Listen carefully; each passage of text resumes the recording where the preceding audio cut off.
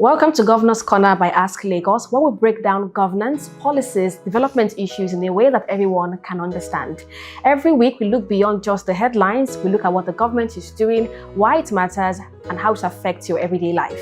I am Sanwo-Olu, and with me is the Honorable Commissioner for Information and Strategy, Mr. Gbenga Omotosho. Welcome, Commissioner.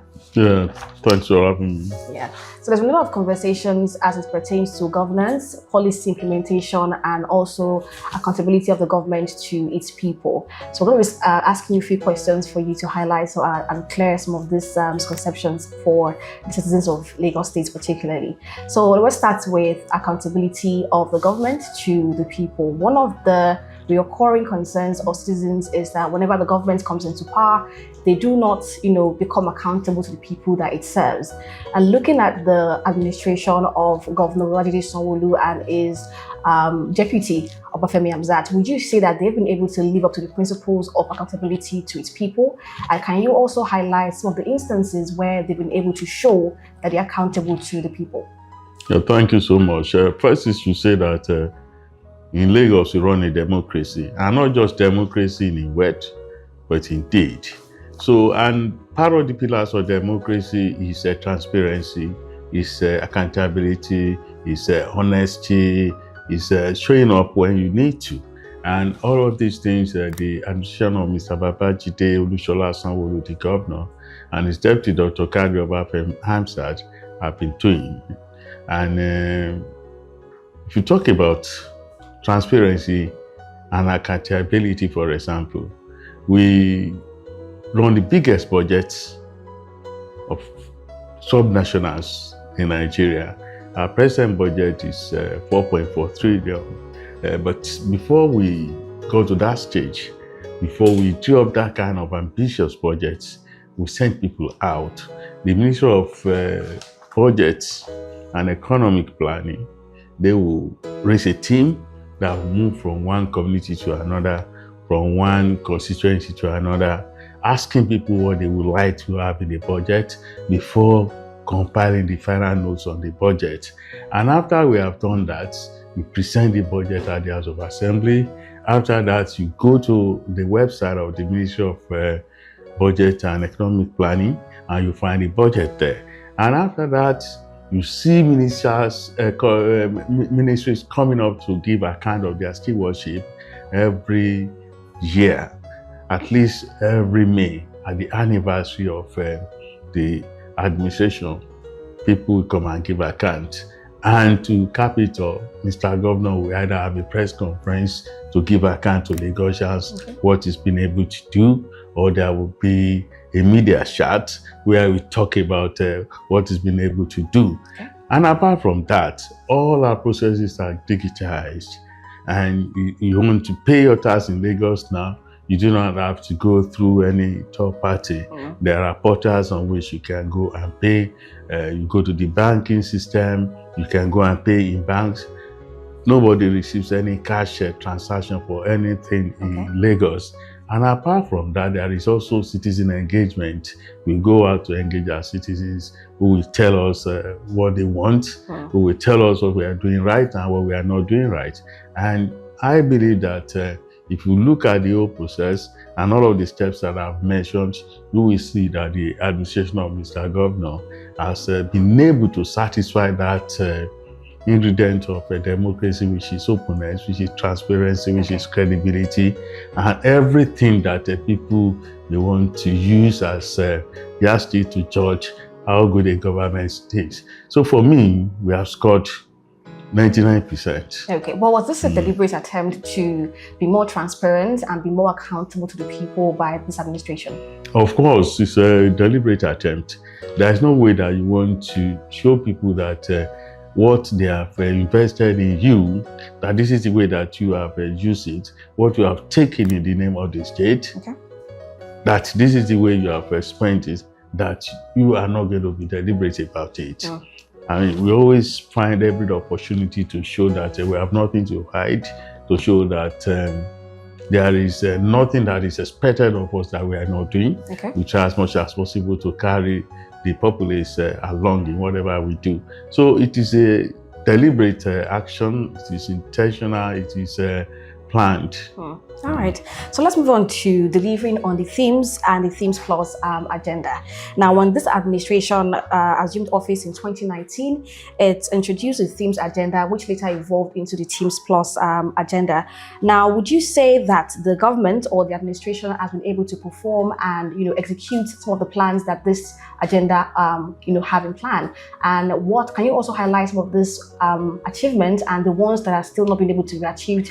Because again, they've been in power for over 7 years now. So can you just highlight some of these plans that they've been able to achieve and some that are still yet to be achieved?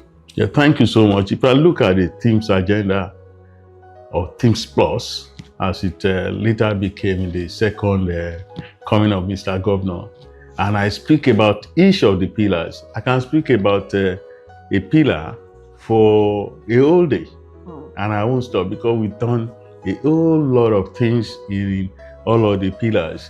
Take, for example, transportation and traffic management. Right there in front of us, about 2 minutes away, at Allen Junction.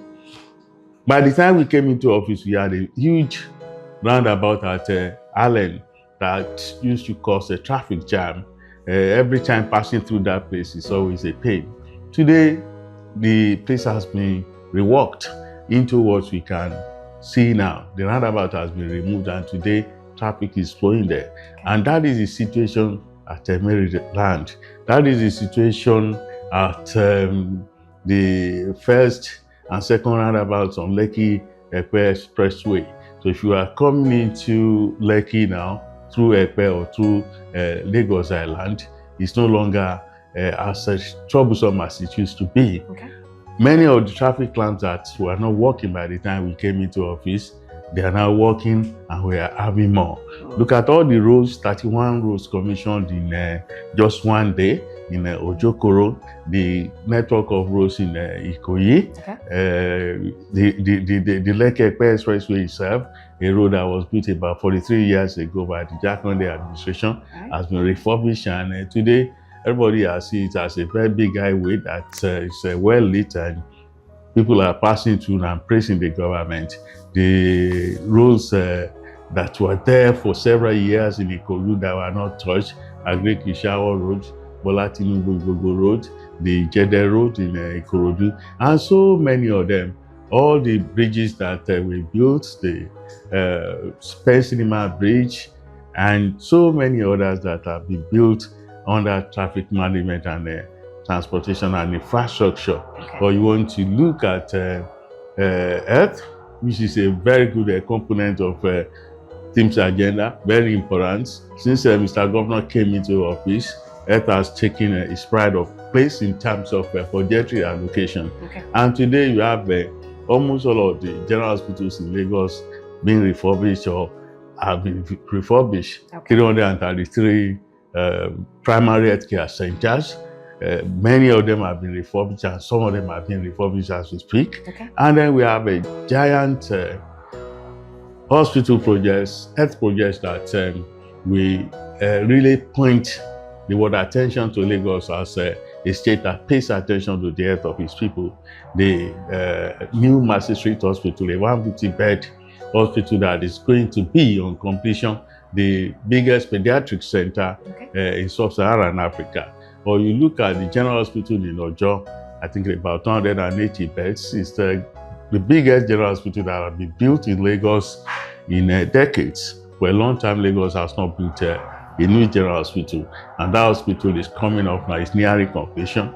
Or you look at the mental health center, it's a mental hospital in Ketu, not just a hospital, but also a rehabilitation center, because people don't pay attention to mental health. And that is very, very important because of the kind of things that people go through nowadays. So you have so many people who are down with the mental illnesses, and Lagos State government has recognized the fact and has said, well, we would not want to leave these people to their own devices. So that hospital is there, it's going to be built, and by the time it's completed, it's nearing completion now, it's going to be the biggest hospital mental hospital in sub-Saharan Africa. So if you look at education, you look at traffic management and transportation, where we have built the first subnational to build a railway anywhere in the world.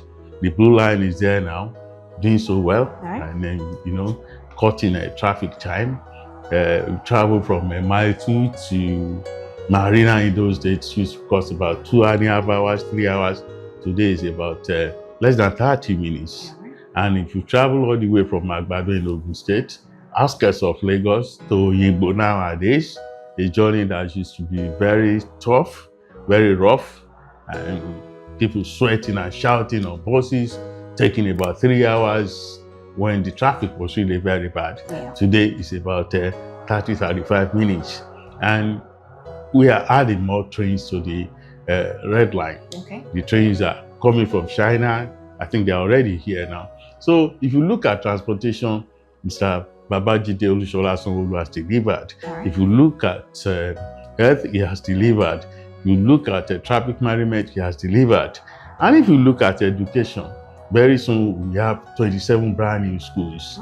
We have over 22,000. We have over 3,000 education projects that we have done. Refurbishment of schools, refurbishment of classroom blocks. We have over 20,000 of such renovation and all that we have done. So many things. And then brand new schools that we have built. Mr. President was here recently to commission the Tulu group of schools, the first of its kind anywhere in Africa. You have 35 schools in one location. And vocational education, we have so many schools now that are offering that, because people are leaving schools because they want to go and learn one trade or the other. Lagos State government plan to stop that. And today, you don't have to leave school because you want to go and learn a trade. There are so many schools, comprehensive education, offering technical space for people who want to learn a trade. Either you want to learn welding, you want to learn carpentry, you want to learn even hairdressing and all of that. There is space for you. You don't have to leave school to go and do that. And the result of all of the things that we have put into education in terms of investment is that today, the last school certificate that was written in Lagos State pupils were the first. The last NECO exam too, Lagos State applicants, candidates were the first. Our teachers are winning awards, the best teacher of the year. And then our students are winning international awards in science and mathematics. So if you look at all the investments in education, they have yielded fruits.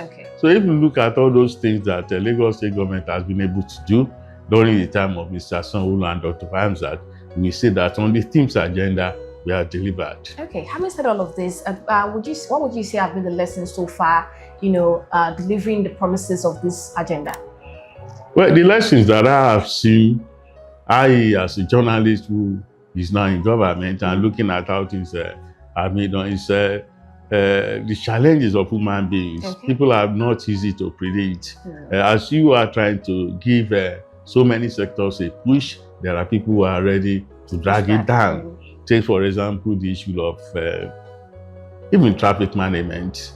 You build a road, some people go there at night to spoil it so that they can have traffic slow down for them to be able to sell their goods. You build a lay-by, people will not use the lay-by. Instead of that, they will still come and park on the road. And then you try to enforce the law. People are shouting human rights.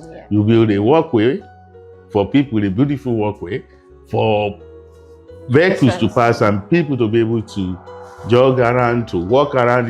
People will go and set up shops there and begin to sell things.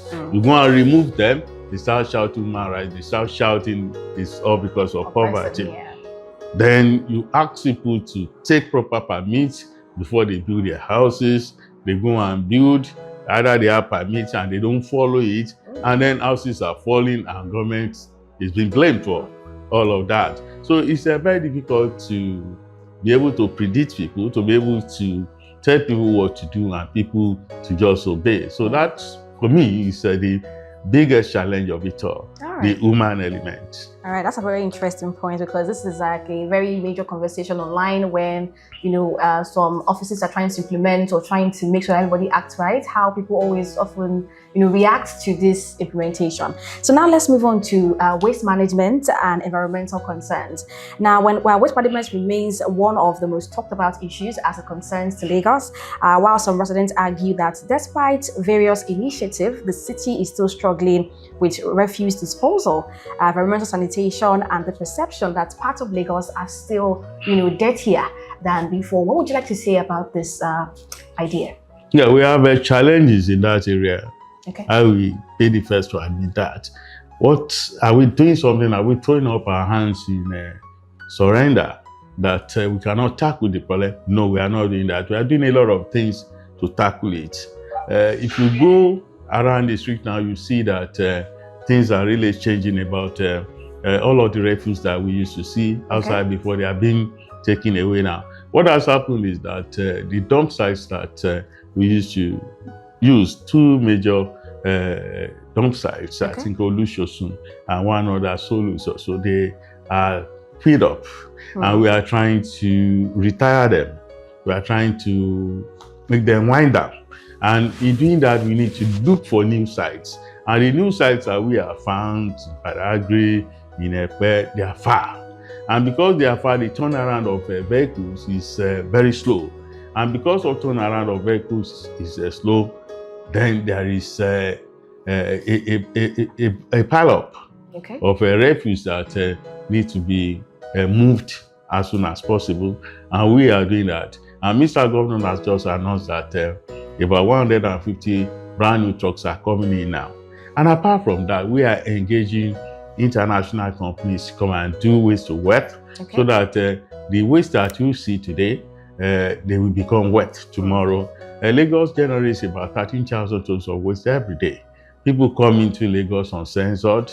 Nobody is stopping them, about 6,000 at times every day. So they pile up pressure on the facilities that we have in Lagos. And part of the pressure is also refuse, it's also open defecation, it's also indiscriminate dumping of refuse everywhere in a manner that it has now been affecting drainage systems that we have, in a manner that it has also been affecting the aesthetics of our dear state, in a manner that it has also been affecting the sensibility of true Lagosians, because no true Lagosian will go and participate in open defecation, no true Lagosian will go and do indiscriminate dumping of refuse because they know the implication. Absolutely. But in terms of personnel, in terms of training, in terms of beginning new technology, we are trying to do that so that what we see today as a challenge can easily become a major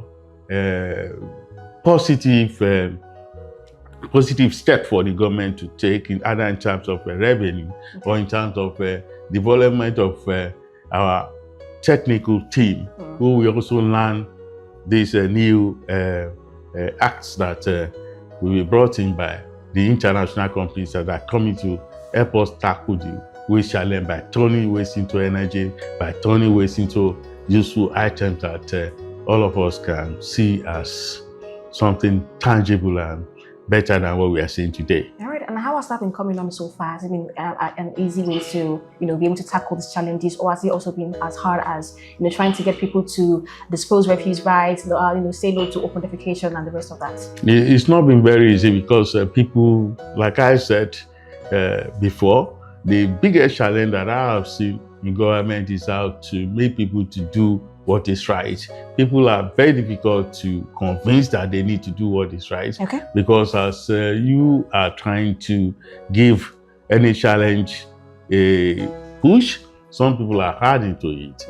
And that is what we are seeing in the case of refuse. People will bring out refuse from their homes and go and put right there on the road. Either because they do not want to pay the PSP, or the PSP guys have refused to come.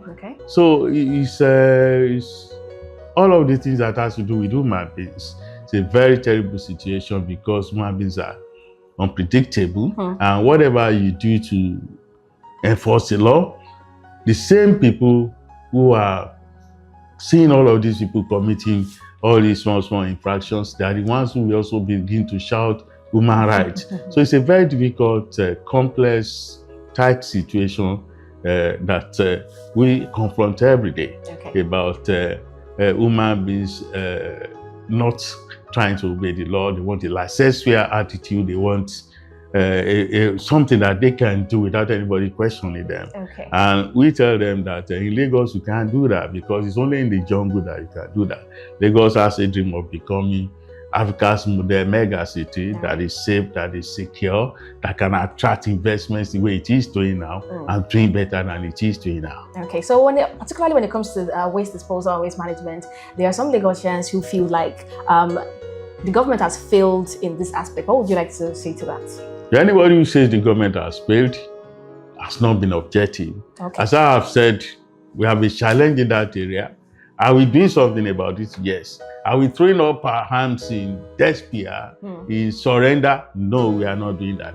I was talking about expanding the dump size, making some of the dump sites that we are leaving to work again because they need to work now, and then getting new dump sites, bringing in more compactor trucks for us to be able to take our refuse from homes as much as possible, encouraging Lagosians to separate their refuse, and then stepping up advocacy to tell our people what to do about their refuse and how good it is if we can, give the aesthetics of our city more push instead of what we have been at. That it seems that many of our communities, they are like orphans. Nobody cares about them. It is not that it shouldn't be. The environment is the only thing that God has given to us that we can give to the generations coming after us. And we need to show them that we are handing over to them a very good environment, well cultivated, deliberately made to be beautiful, so that the aesthetics culture of our people can show. Our people are not known to be dirty. They are not known to engage in the kind of rubbish we see nowadays in terms of open defecation, in terms of people taking their bath right there on the streets, and such uncivilized acts. So we continue to push, we continue to advocate that our people should do the right thing. All right, thank you so much. And now, when it comes to the final stretch of the administration, some residents have expressed the view that the pace of the governance appears to have slowed down in recent time. And this also comes from the perception that when government comes into power, there is this rush of trying to get things done. And when their administration is coming to an end, there is a slow in terms of delivery, project, execution, and the rest of that. What would you like to say to this perception? Instead of in Lagos, I do not think the perception is true, and I do not think that many Lagosians they hold that perception. All of the places that I've gone to, people have admitted the fact that Mr. Sanwo-Olu is not slowing down as a governor, and that is why any moment from now, in a couple of days more, we are going to be doing some commissioning. We will be opening new roads. We'll be opening new schools. We'll be opening some housing estates that we have built. Don't forget, Lagos State government now, under Mr. Babajide Olushola Sanwo-Olu, we have commissioned about 24 housing estates. This is unprecedented. And apart from that, those 24, there are about 13,000 housing units that we are talking about. So we've been able to tackle the housing deficit headlong, and we are going to be continuing the fight. So anybody who feels that the government has slowed down, the person is not reading the situation correctly. As I have said, in a couple of days, we'll be commissioning some new roads, we'll be opening some new schools, we'll be opening some housing estates.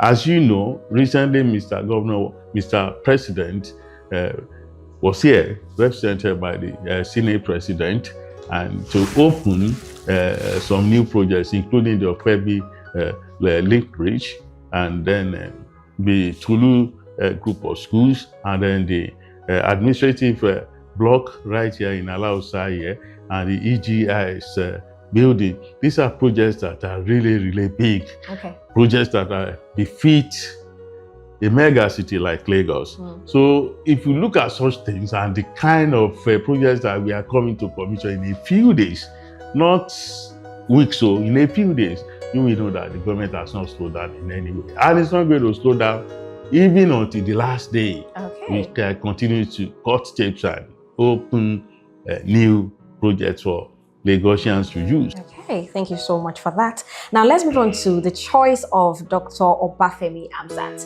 As discussions about the future of Lagos politics continue, many people have asked why Dr. Obafemi Hamzat remains a prominent figure in conversations about the state's leadership, given that he has served as deputy governor throughout this administration.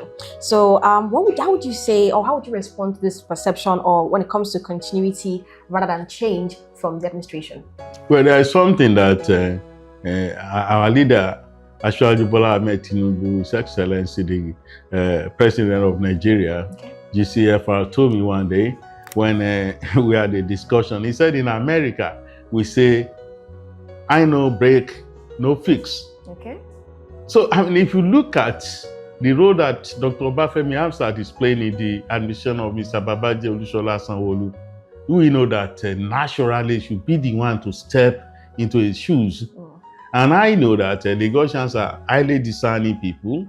They are people who are highly critical, and at the same time, they are objective. Okay. And in their objectivity, they will see clearly, or they will have seen, considering the kind of applause that are greeted the choice of Dr. Obafemi Hamzat to go and run on the platform of APC for governor of Lagos State.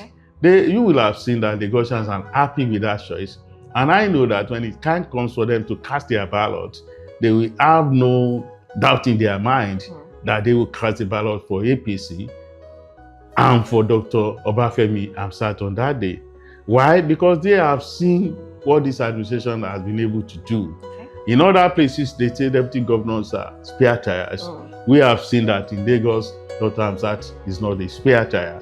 All of the things that you have seen today, they carry his signature. Right. Because there is nothing that Mr. Sanwo-Olu does that doesn't take him along. Okay. In actual fact, when Mr. Sanwo-Olu was running, he told Lagosians that they were having two for the price of one.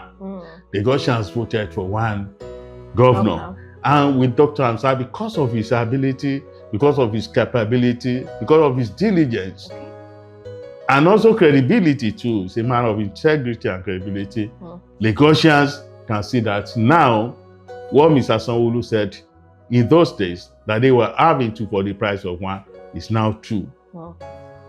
All of the big projects that you are seeing, they have his signature. And what is more, if we are talking about transparency and openness, what he has done to digitize the system right from his days as commissioner, all of those things have shown that he's a very good choice. And also, if given the opportunity to lead the state, how do you think it's going to make a difference? I have not seen other people who are saying that they want to run. Even those who are threatening before that they will run, they will run. I haven't seen them coming out now to say that they want to run. Perhaps maybe they feel intimidated, or because they are just waiting for INEC to blow the whistle, because it's not yet time for us to begin to campaign. But for me, I feel that all of the qualities that the party has seen in Dr. Hamzat, and that has made our leader, Ashwaju Bola Ahmed Tinubu, to back him, and for Mr. Governor to carry him on his head and begin to showcase Dr. Hamzat as a natural successor to him. There are qualities that everybody has been able to see, and all the values that we hold there in Yoruba, the ethos of Omoluabi. The man has character. And in Yoruba land, once you say somebody has character, it sums up everything. That means the man has the ability, he has the capability, he has the credibility, he has the diligence, he has everything. The trust that if you ask you to go here, he will not disappoint us. The experience, what he has done before as commissioner, as somebody who worked in the private sector and excelled, somebody who had to be brought in from America to come and work here, and has been able to distinguish himself. He's been able to exhibit that diligence, that competence, the skills that are needed to make things to move, and things are moving today, especially when you talk about infusing technology into governance in Lagos. We can see that in our land matters. We can see that in how we administer public office. We can see that in how we administer tax in Lagos, in how people pay their revenue in Lagos. So you can see signs in all of these things because of the way he's been able to use technology after being given the opportunity by the government under our then Governor Asiwaju Bola Ahmed Tinubu. Okay. So today we can see. So for me, all of these things are the things that not many people possess. Like you have said, we are waiting for the others to come up with whatever they have. But for me, and for Mr. Babajide Olusola Sanwo-Olu, our governor, Dr. Hamzat is the person to back, Okay. because he's a straightforward man. He's a man who has the ability. He's a man who is strong. You can see it. And he's a man who is, like I said, strong of the strength of character that he has. I mean, it's something that we are all proud of. All right. Thank you so much, Honorable Commissioner, for this insightful conversation. I'm sure that Lagosians, the doubts they have in their minds, some perception that they do have previously, I do hope that this conversation will be able to clear up some of those misconceptions that they do have as it pertains to Lagos State. Thank you so much once again for your time. And that concludes this episode of Governor's Corner. And remember, governance is not just about the government, it's about all of us. Remember to follow Ask Lagos across all social media platforms. My name is Oreoluwa Ugmeshulu.